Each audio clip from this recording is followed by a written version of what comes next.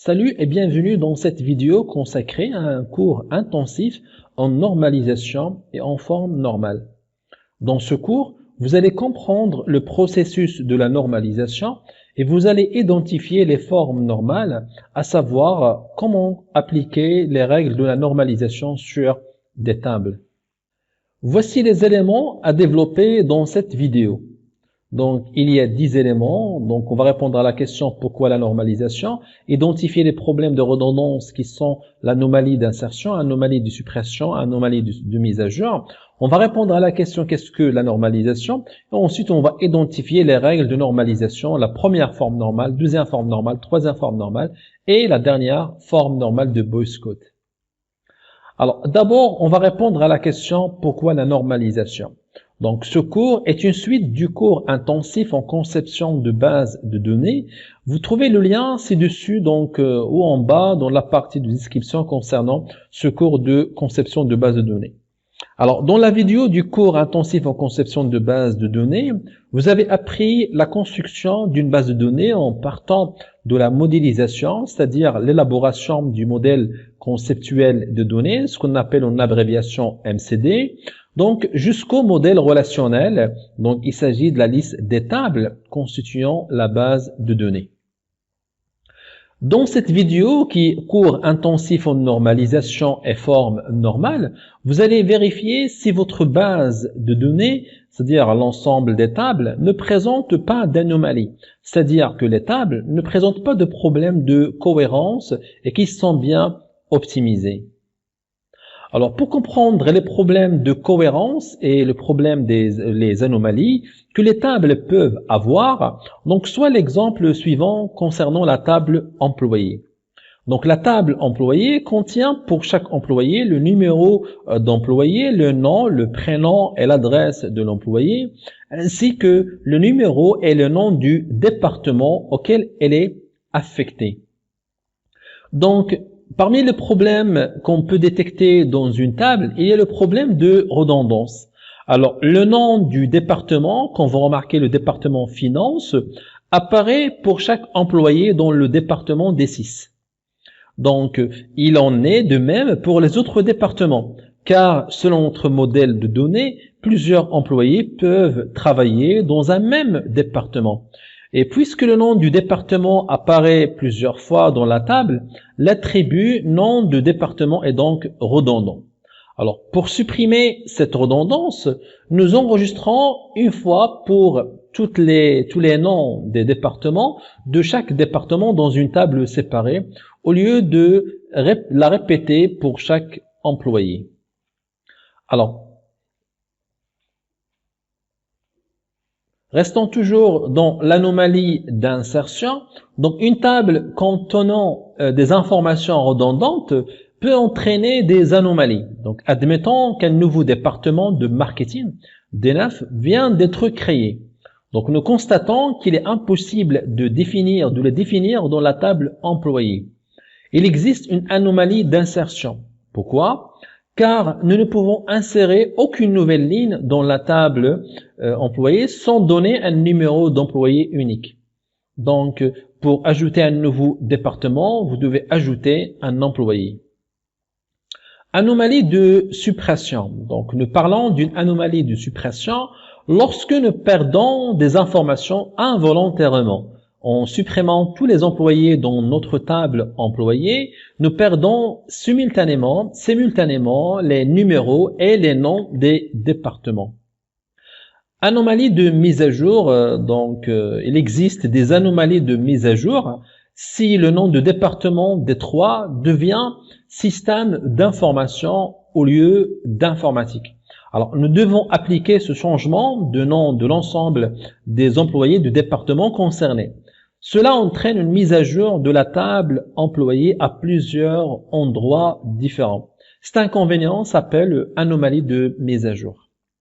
Alors, la normalisation et les formes normales que nous abordons maintenant permettant d'éliminer les anomalies et par là même les redondances qui en sont la cause. Alors, qu'est-ce que la normalisation ? Donc, la normalisation et les formes normales constituent un processus permettant de vérifier la qualité et la cohérence d'une base de données. La normalisation et les formes normales, ce sont des règles à appliquer sur les tables afin d'éliminer la redondance et l'incohérence. Donc, en effet, il existe 6 formes normales, mais dans la pratique, on se limite généralement aux 3 premières formes normales. Passons maintenant à la première forme normale. Donc, la première forme normale s'intéresse au contenu des champs. Donc, la première forme normale interdit la présence appelée multivariation, c'est-à-dire de plusieurs valeurs dans un même champ d'une table. Alors, de quoi s'agit-il ici? Alors, dans l'exemple suivant, on a le champ fournisseur de la table produit et qui est constitué de plusieurs valeurs, c'est-à-dire un produit est fourni par plusieurs fournisseurs.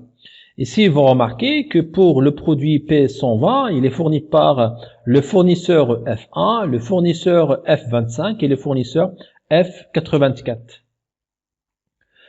Donc, le champ fournisseur contient plusieurs valeurs pour le même produit.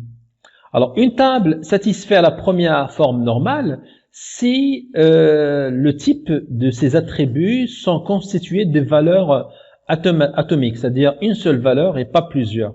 C'est-à-dire que le champ fournisseur ne doit avoir plutôt qu'une valeur, c'est-à-dire un seul fournisseur.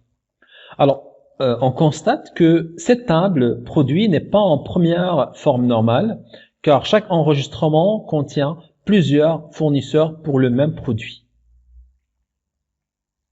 Comment faire pour passer à la première forme normale? Donc, la technique pour transformer une table non normalisée en première forme normale consiste simplement à créer un enregistrement distinct pour chaque fournisseur. Donc, voici donc le résultat de la table produit après transformation en première forme normale. Donc, comme vous remarquez, on vient de mettre chaque fournisseur sur une nouvelle ligne. Alors, lors de cette transformation, la clé de la table produit doit être redéfinie. Donc, la clé n'est plus l'idée de produit, mais il doit y avoir une autre clé.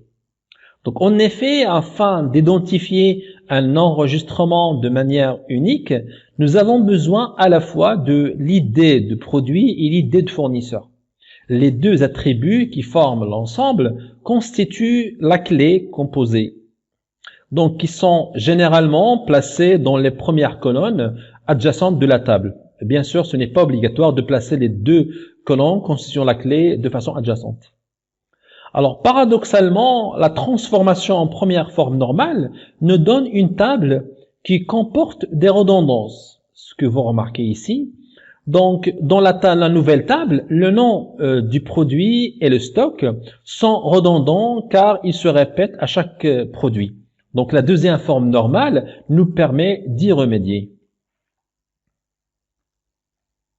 La deuxième forme normale. Alors, une table est en deuxième forme normale s'il est déjà d'abord en première forme normale et s'il existe une dépendance fonctionnelle totale reliant la clé à chaque attribut non clé.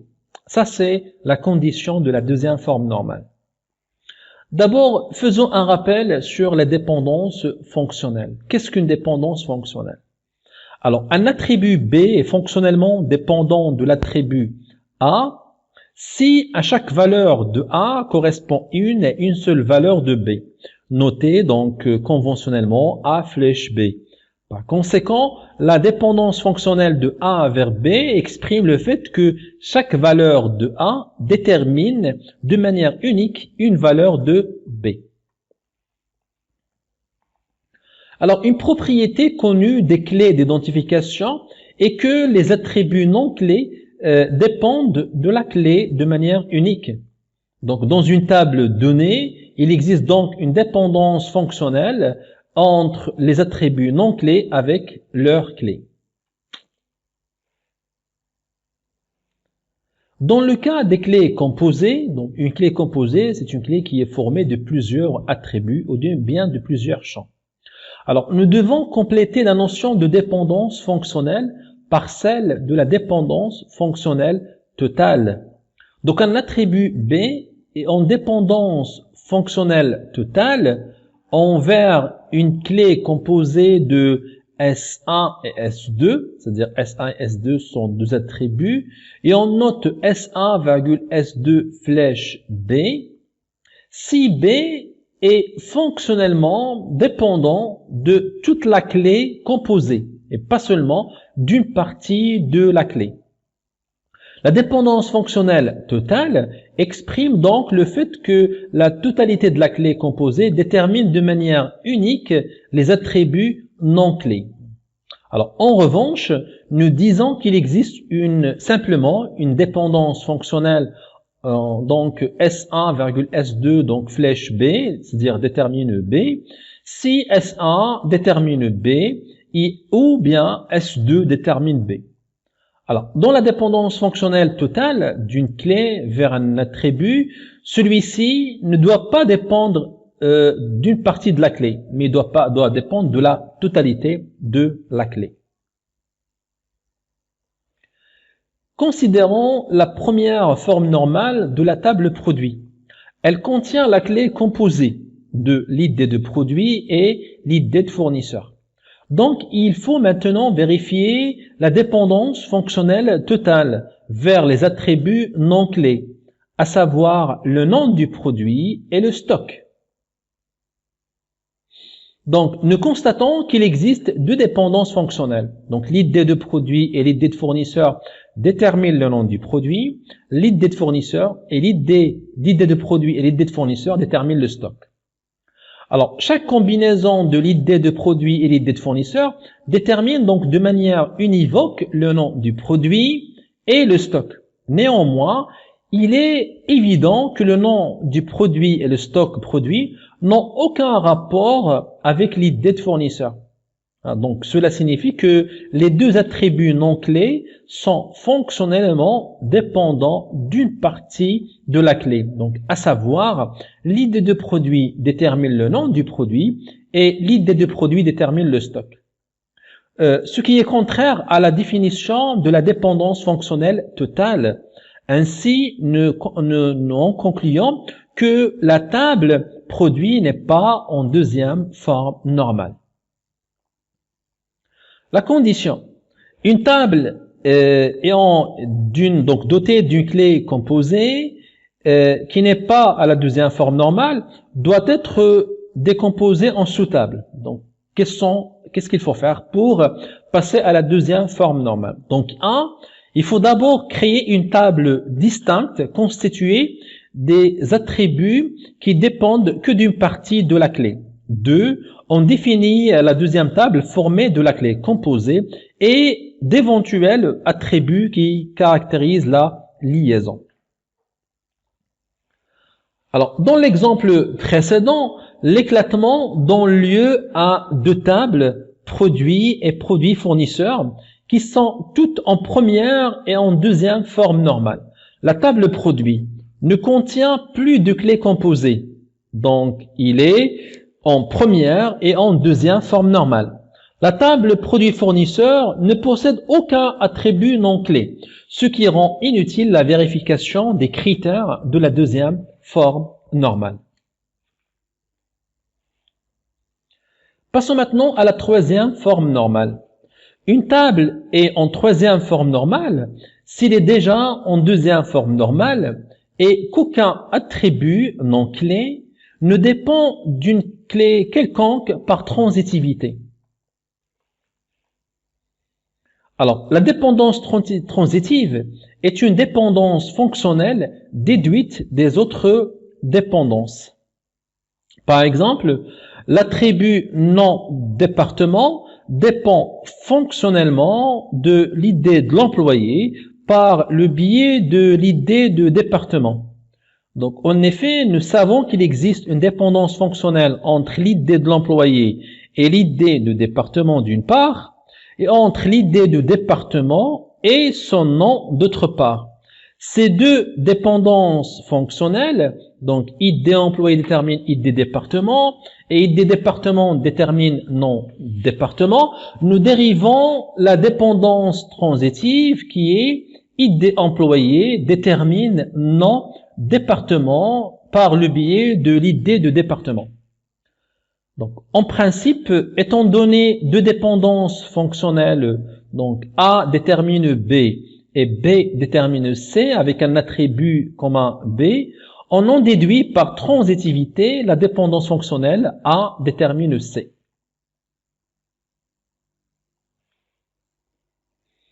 Alors, soit la table employée contenant l'attribut nom de département qui dépend de l'idée de l'employé par transitivité. Donc, en vertu de la définition précédente, la table employée n'est pas en troisième forme normale. Nous éliminons la dépendance transitive par éclatement de la table employée en deux tables distinctes. Alors, on va avoir la table employé et département. La table département contient l'attribut redondant, nom de département et l'idée de département. Dans la table employé, nous conservons l'idée de département comme clé étrangère. Donc, je fais un rappel. Une clé étrangère dans une table est un simple champ dans cette table et il est clé dans une autre table. Donc, de cette manière, le lien entre l'employé et son département est préservé et voilà les deux tables employé et table département qui sont le résultat de l'éclatement de la table employée. Passons maintenant à la forme normale de Boyce Code. Donc, une extension de la troisième forme normale s'est avérée nécessaire et résulte des travaux de deux auteurs qui ont introduit une forme normale portant leur nom, la forme normale de Boyce Code, ou tout simplement FNBC. Alors, la forme normale de Boyce Code concerne les tables ayant une clé composée et une partie d'une clé dépend d'un champ non clé. Une table est en forme normale de Boyce Code si tout champ appartenant à une clé ne dépend pas d'un autre champ non clé. Soit l'exemple suivant de la table affectée. Donc nous avons une table qui s'appelle affectée.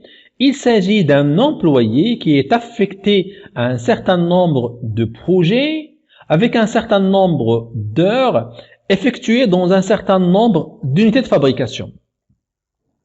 Une information complémentaire, c'est une unité de fabrication ne traite qu'un seul projet donné. Donc, d'après ces informations, voici la liste des dépendances fonctionnelles. Donc, le numéro de l'employé et le numéro de projet déterminent le nombre d'heures. Le numéro de l'employé et le numéro de projet, c'est la clé, détermine l'unité de fabrication.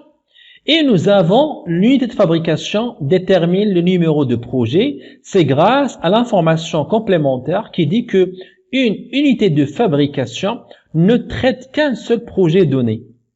Donc cette table n'est pas en forme normale Boyce Code, car le champ non clé, unité de fabrication, détermine une partie de la clé qui est le numéro de projet. Donc le passage en forme normale de Boyce Code, donc on aura ainsi donc deux tables, la table affectée et la table unité de fabrication. Donc le passage en forme de Boyce Code nous conduira à remplacer la table affectée par deux tables qui sont, comme je viens de dire, affectée et unité de fabrication. Voilà, c'est la fin de ce cours. J'espère que je fais le tour du processus de la normalisation et que cette vidéo vous apportera les éléments nécessaires pour être à l'aise dans les différentes formes normales. Si vous avez des questions ou des suggestions, n'hésitez pas à me laisser un commentaire, je le lirai, je répondrai. Merci encore une fois, merci d'avoir regardé cette vidéo et je vous dis à très bientôt.